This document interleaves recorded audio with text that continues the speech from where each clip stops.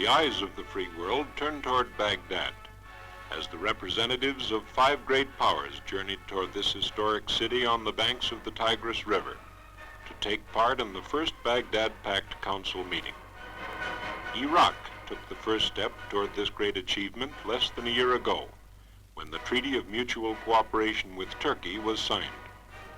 Since that time, Pakistan, Great Britain, and Iran have joined the pact. This first meeting of the Council in Baghdad is the fruit of their cooperation. The site of the conference was the historic Palace of Flowers, built by the founder of modern Iraq, King Faisal I. First to arrive in Baghdad for the meeting were the representatives of Pakistan, led by Prime Minister Chaudhry Mohammad Ali. Then by rail came Prime Minister Hossein Allah, chief of the Iranian delegation, greeted by an official party headed by Prime Minister Nouri Saeed, Foreign Minister Burhanuddin Bashayan, and the ambassadors of the Baghdad Pact powers in Iraq. Prime Minister Allah was warmly congratulated on his recent escape from death at the hands of a would-be assassin. He wore a bandage which covered the head wound inflicted by his assailant.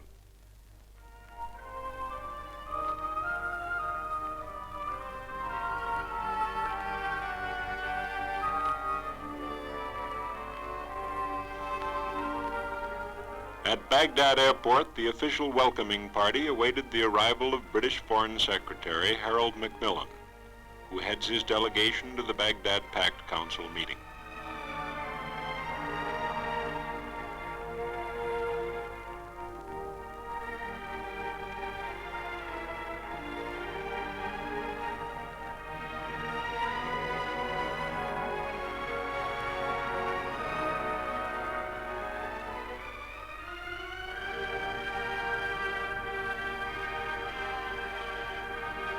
In a special statement to the press upon arrival, Mr. Macmillan confidently predicted that the Baghdad Pact will grow in strength.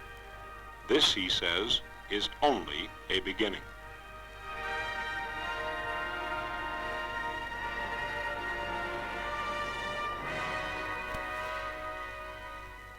Later in the day, Prime Minister Nouri Saeed returned to Baghdad Airport to welcome the Turkish delegation. Now, all of the delegates have reached Baghdad safely.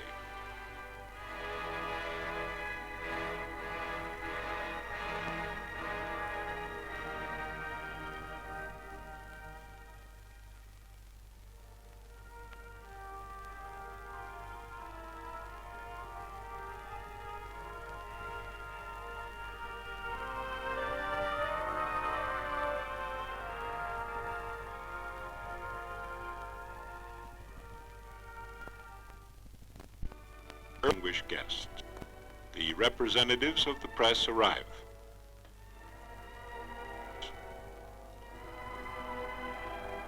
Then the official delegations.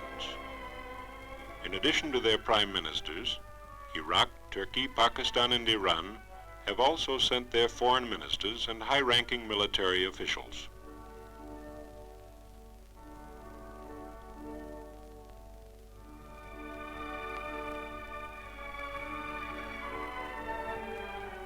This is the council room at the palace, led by Prime Minister Hossein Allah. The British, Sir Harold Macmillan, Foreign Secretary and head of the delegation, Pakistan, and at their head, Prime Minister Chaudhry Mohammad Ali, and the Turkish group with the Prime Minister of Turkey, Adnan Menderes, as chief delegate.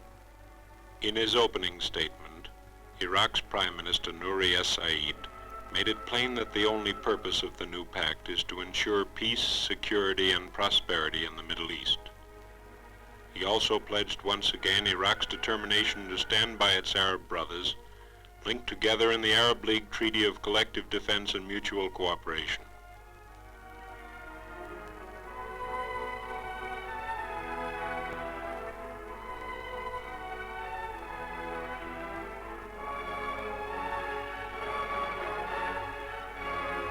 in his opening statement against the danger from the north. And the Prime Minister of Pakistan said, "Our aim is to strengthen the fabric of peace within the framework of the United Nations."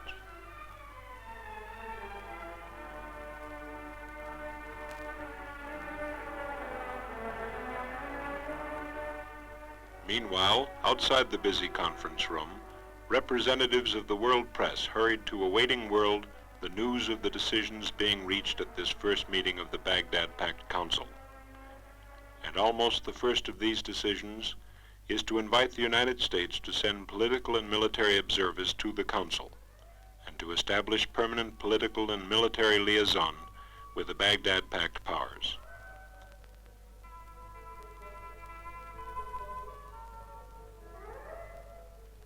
After the unanimous decision to issue this invitation to the United States was agreed upon, Ambassador Waldemar J. Gulman of the United States drives to the Palace of Flowers with Admiral John Howard Cassidy, the American military observer.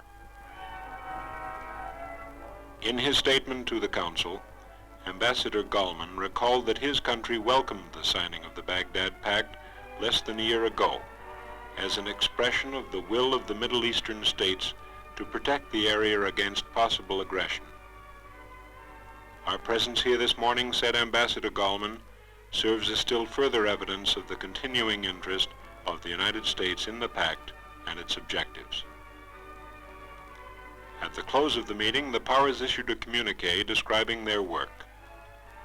They have reaffirmed their intention to work in full partnership and with united purpose for the peace and security of the Middle East under the United Nations Charter.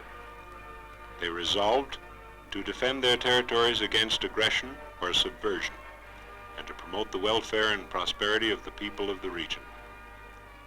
They have established a permanent council with headquarters in Baghdad. A permanent military committee has been set up, and they have organized an economic committee to share their experiences in the vital work of bettering the life of their peoples. The Council has also agreed to meet next year in April at Tehran, and the ambassadors of the Baghdad Pact powers will meet continually in Baghdad.